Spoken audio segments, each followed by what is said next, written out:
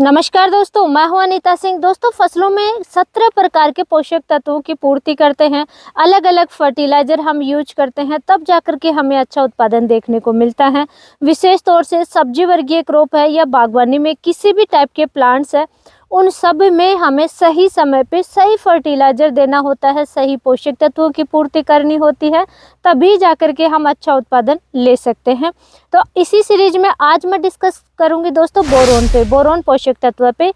Boron fertiliser हमें फसलों की कौन कौन सी अवस्थाओं में, कितनी मात्रा में, किस किस तरीके से यूज करना चाहिए कि खर्चा भी कम हो और हमें रिजल्ट अच्छा मिले, क्योंकि बोरोन की अगर कमी आ गई तो बहुत ज़्यादा नुकसान हमारी क्रॉप में देखने को मिलता है। दोस्तों, अभी फसल बिजाई का समय है, सब्जी वर्गीय क्रॉप में भी अभी जैसे प्लांटेशन का समय है या अभी फ्लोरिंग स्टेज में है, फ्रूटिंग स्टेज में भी हैं।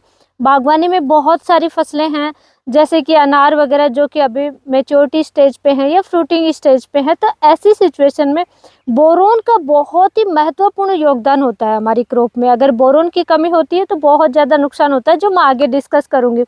आप इनमें से दोस्तों सब्जी वर्गीय क्रॉप है या बागवानी में किसी भी टाइप के पौधे हैं, ये वीडियो आपके लिए बहुत ज़्यादा इम्पोर्टेंट होने वाला है, तो बिना स्किप किए एंड तक जरूर बने रहें। सबसे पहले दोस्तों बात की जाए कि बोरोन पोषक तत्व है क्या, तो ये एक माइक्रो न्यूट्रिएंट है, सूक्ष्म पोषक तत्व है। जैसे कि प्राइमरी सबसे ज़्यादा आवश्यकता होती है नाइट्रोजन, फॉस्फोरस, पोटास, उसके बाद में थोड़ी सी कम आवश्यकता होती है कंपेयर करें फर्स्ट से, तो वो होते हैं सेकेंडरी, द्वितीयक पोषक तत्व, जो कि कैल्शियम, मैग्नीशियम, सल्फर होते हैं। उसके बाद में जो कम आवश्यकता होती है, जिनकी बहुत कम आवश्यकता होती है, वो होते हैं सूक्ष्म पोषक तत्व। तो बोरोन भी एक सूक्ष्म पोषक तत्व होता है।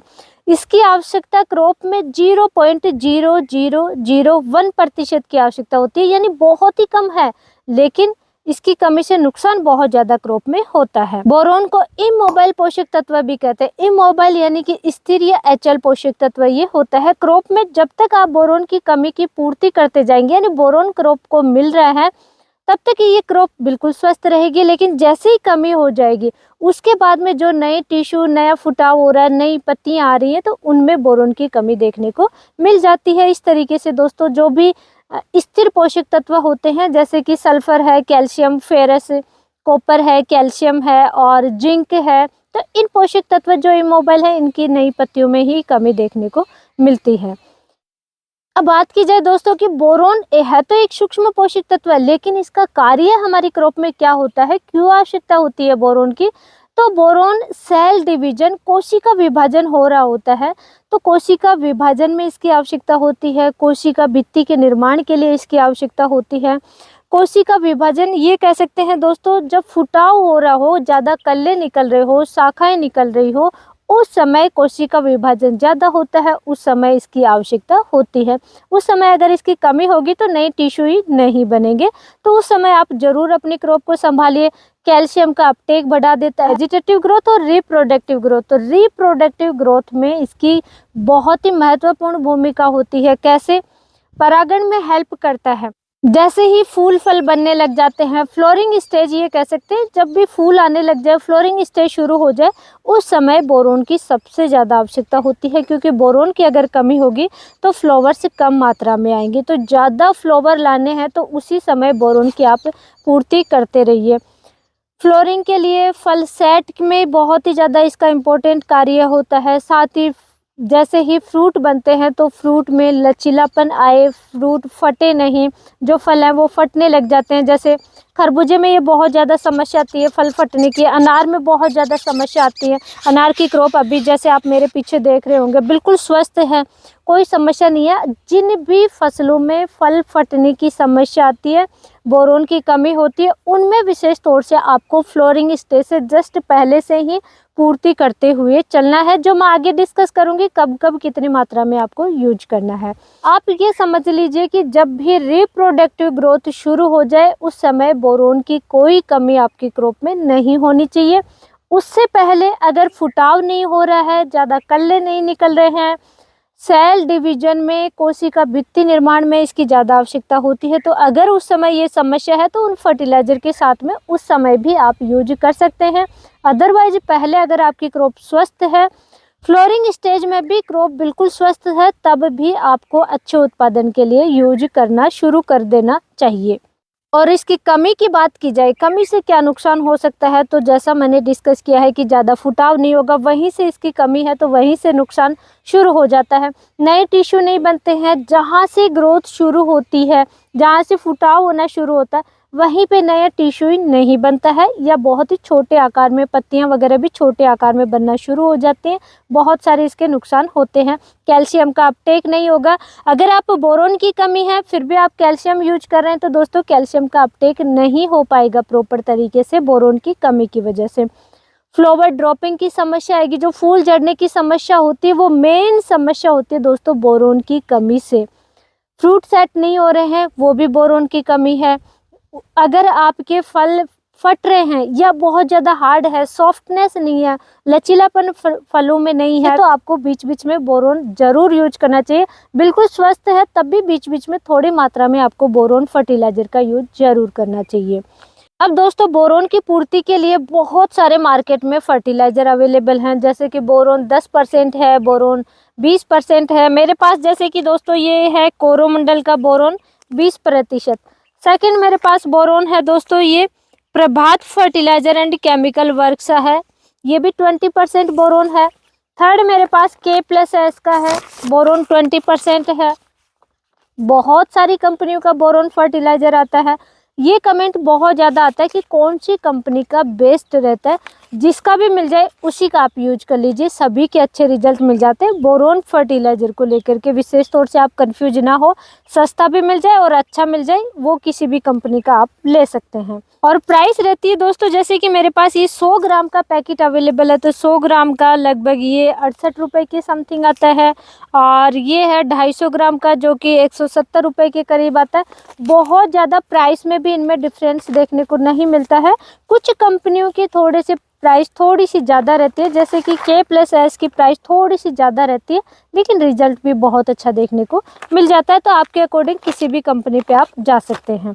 बोरोन फर्टिलाइजर को कब शुरुआत करनी चाहिए, यानी कि फसलों की कौन सी अवस्था में और कितनी मात्रा में यूज करना चाहिए, तो सबसे पहले तो दोस्तों बात करूँ, अगर आपकी क्रॉप थोड़ी सी हल्की रहती है, ज़्यादा फुटाव नहीं होता है, और नए जो फुटाव होता है वहाँ पे नई पत्तियाँ आती हैं, नए टिश्यू बनता है, उसमें कोई समस्या आती है, हर बार आप देखते हैं कि आपकी क्रॉप में थोड़ी क्रॉप हल्की रहती है, तो इसलिए आप उसमें क्या करेंगे, बेसल डोज में आप फर्टिलाइजर डालेंगे उसके लिए।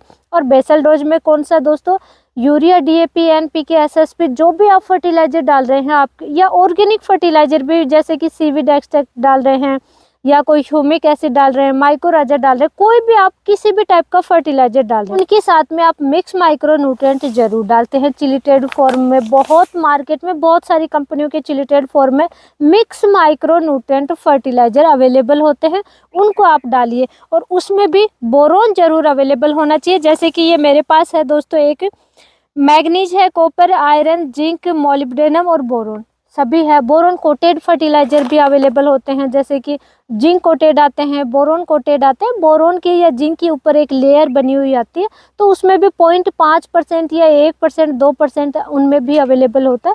उस टाइप के फर्टिलाइजर आप जरूर डालिए, सिंपल फर्टिलाइजर ना डालें। और विशेष तौर से सब्जी वर्गीय क्रॉप में या फिर बागवानी में जैसे ही फ्लोरिंग स्टेज शुरू हो जाती है, फ्लावर्स आने लग जाते हैं, उसी समय या फ्लोरिंग स्टेज से जस्ट पहले ही आपको बोरोन का यूज करना शुरू कर देना चाहिए। आप कोई फर्टिलाइजर का स्प्रे कर रहे हैं, उसके साथ में बोरोन मिला करके स्प्रे कर सकते हैं। अगर आप स्प्रे करेंगे तो 250 ग्राम 1 एकड़ में आप स्प्रे कर सकते हैं। ड्रिप से चला रहे हैं तो बहुत ही अच्छा रहेगा, ड्रिप से आप चला दें। 250 ग्राम के बजाय आप ड्रिप से 500 ग्राम चला सकते हैं। तो इस तरीके से 250 ग्राम से 500 ग्राम पर एकड़ के हिसाब से आप उसकी पूर्ति करते चले जाइए। कैसे करेंगे दोस्तों, फ्लोरिंग स्टेज से पहले आपकी क्रॉप बिल्कुल स्वस्थ है, अच्छी मात्रा में फ्लावर है, लेकिन इसकी कमी आई तो फ्लावर ड्रॉपिंग में आपको समय ही नहीं मिलेगा, बहुत ज़्यादा नुकसान हो जाएगा। फ्लावर ड्रॉपिंग जिन किसान भाइयों की हुई है, फल झड़ने की जो समस्या आती है, बहुत ज़्यादा नुकसान होता है, उस समय आप यूज करने का फ़ायदा नहीं मिलेगा। तो इसलिए पहले ही प्रिवेंटिव में ही आप इसकी पूर्ति करना शुरू कर दीजिए। कैसे करेंगे दोस्तों, जैसे ही शुरुआत हो जाए आपको स्प्रे करना है तो 1 ग्राम पर लीटर के हिसाब से घोल तैयार करके स्प्रे करना शुरू कर दीजिए। ड्रिप से चलाना है या पानी के साथ में, आप जैसे नाली विधि से खुला पानी चला रहे हैं, तो फिर आप इसकी डोज 500 ग्राम पर एकड़ के हिसाब से रखिए। फ्लोरिंग स्टेज से जस्ट पहले या फ्लोरिंग स्टेज शुरुआत हो जाए उस समय पहली डोज इसकी जानी चाहिए। क्रॉप बिल्कुल स्वस्थ है तब भी। सेकेंड डोज कब होगी दोस्तों? फ्रूट सेटिंग के समय, जैसे ही फल बनना शुरू हो गए हैं, अच्छी क्वांटिटी में फल बनने लग गए हैं, उस समय जैसे ही फ्रूट बनेंगे छोटे छोटे साइज के ही ड्रॉप होने लग जाते हैं या सूखने लग जाते हैं, वो कमी होती है। तो उस समय आप कैल्शियम नाइट्रेट के साथ में, कैल्शियम नाइट्रेट कैल्शियम की कमी होती है, उसके साथ में आप इसको ड्रिप से चलाइए, बहुत अच्छा रिजल्ट मिल जाएगा। वही 500 ग्राम डोज रखिए। थर्ड डोज दोस्तों सब्जी वर्गीय क्रॉप में या बागवानी में तो विशेष तौर से दोस्तों, जैसे ही फल की साइज बनने लग जाए, फ्रूट सेट हो जाए, अच्छी साइज बनने लग जाए, उस समय थर्ड डोज बोरोन की जानी चाहिए। वही सेम डोज रहेगी। स्प्रे से आप 200 ग्राम से 250 ग्राम पर एकड़ के हिसाब से स्प्रे कीजिए और ड्रिप से आप चला सकते हैं 500 ग्राम। दोस्तों बहुत ज़्यादा ऐसा नहीं है कि हम एक बार में 1 kg फर्टिलाइज़र हम चला रहे हैं, बोरोन चला रहे हैं, तो हमें बाद में आगे क्रॉप में देने की आवश्यकता नहीं रहेगी, ऐसा नहीं है। सब्जियों में, बागवानी में ऐसा बिल्कुल भी नहीं है कि बहुत ज़्यादा मात्रा में आप फर्टिलाइज़र देंगे तो रिजल्ट लंबे समय तक रहेगा, ऐसा नहीं है। तो क्या करेंगे आप, कम क्वांटिटी में बार बार आप यूज कीजिए, थोड़ी मात्रा में, पूर्ति कंटिन्यू होती रहेगी आपकी क्रॉप में, वो सबसे ज़्यादा रिजल्ट अच्छा देखने को मिलता है। तो इसलिए आप इसका एक क्रॉप में 3 बार आप यूज करेंगे। फ्लोरिंग के समय या फ्लोरिंग से जस्ट पहले कर लीजिए, सेकंड फ्रूट सेटिंग के समय, और थर्ड फल की साइज बनते समय। दोस्तों आपके पास बागवानी में या सब्जी वर्गीय क्रॉप में कौन सी क्रॉप है, या अनाज वर्गीय जैसे गेहूं सरसों में अभी कौन सी फसलों की बिजाई कर रहे हैं, कमेंट करके आप मुझे ज़रूर बताएं।